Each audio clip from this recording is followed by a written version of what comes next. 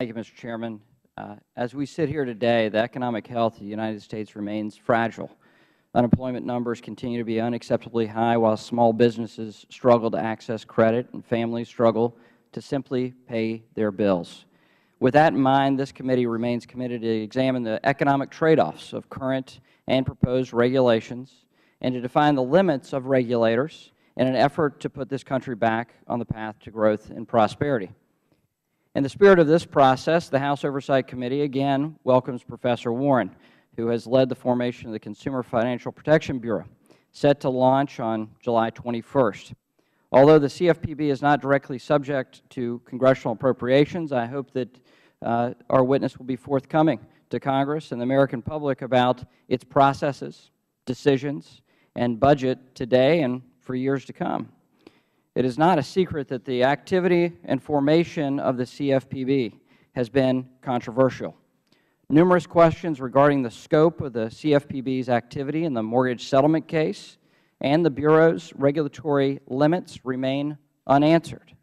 With the CFPB's inauguration next week, it is imperative that Professor Warren explain to this committee and to the American people the specifics regarding activities of the Consumer Protection Agency as of today and its broadly defined authority to regulate access to credit. We all agree that protections are needed. In fact, one of the CFPB's first initiatives is nearly identical to the Mortgage Disclosure Simplification Act that I introduced along with a Democrat Congressman Green of Texas. It was a bipartisan piece of legislation, so that is a positive.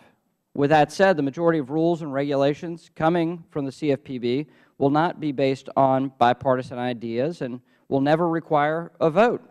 That is a concern. It will be conducted by a single regulator, single director, who will be given authority to author the terms for access to credit for the American consumers and small businesses.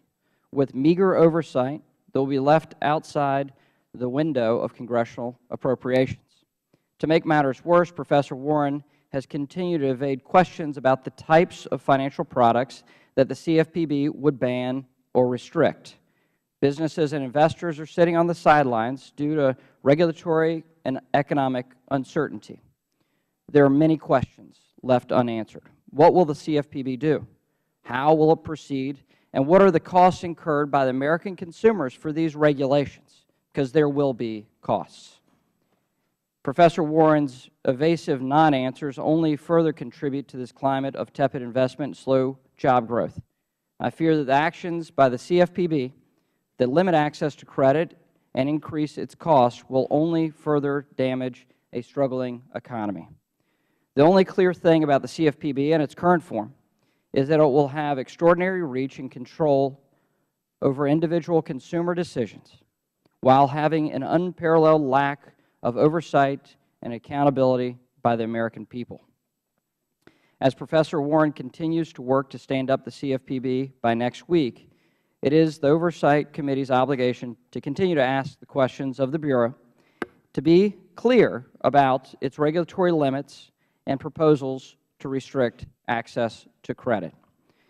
I look forward to addressing these issues and many others today with Ms. Warren, and I thank Ms. Warren for returning and being here today and answering members' questions. And with that, Mr. Chairman, I would yield the balance of my time back to you.